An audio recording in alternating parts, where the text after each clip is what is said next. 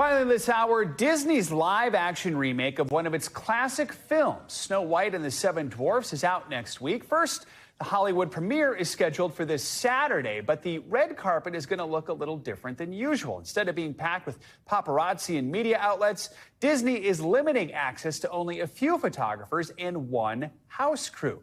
Those scaled back plans because the film is now surrounded by controversy. For more on this, let's bring in entertainment journalist, pop culture expert Brian Balthazar. Brian, good to have you with us. So backlash against the film started years ago in 2021 when people made racist remarks against Disney's decision to cast Rachel Zegler, who's Latina, in the lead role. Then last year, the film came under fire again from people like actor Peter Dinklage, who claimed that it reinforces negative stereotypes about dwarfism.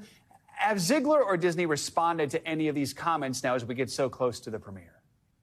Well, they've been kind of keeping their stars at bay quite a bit, which is evidenced by what we're going to see this Saturday. The truth is when you go on these premiere red carpets, there are tons of reporters, typically, and they all want a news-making comment. And unfortunately, it's hard to ask a question on this red carpet that won't result in one. We've seen both Rachel and Gal Gadot weigh in on the Middle East.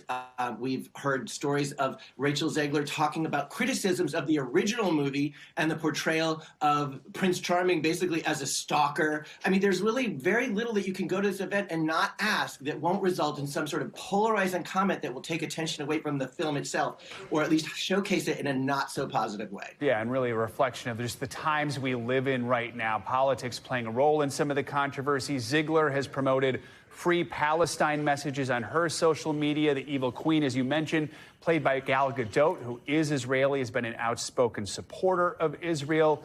We saw a picture a moment ago. They did appear together as presenters at the Oscars. Do we know if all this has had any impact on their relationship as co-stars?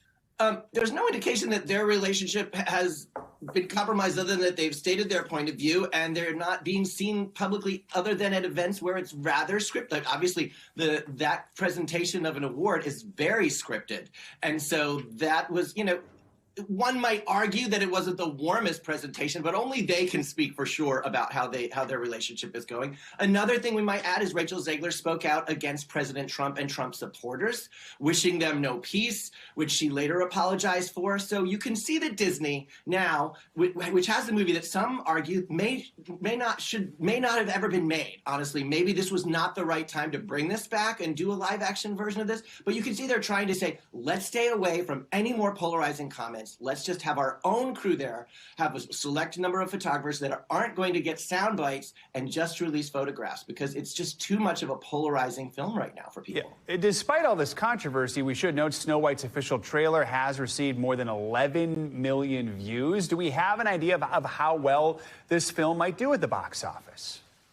Well, it's hard to say. I will say 11 million, that could be the fact that people are curious about the controversy. Will it send them to theaters? That's the big question.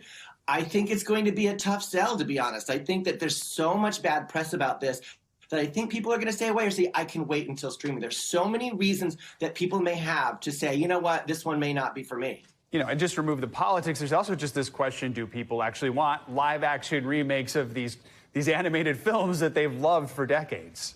That's the big question, I think, right there. Exactly. All right. Brian Balthazar, thanks so much for joining us this morning. We appreciate it. That is going to do it for this hour of Morning News Now. Stay with us. The news continues right now.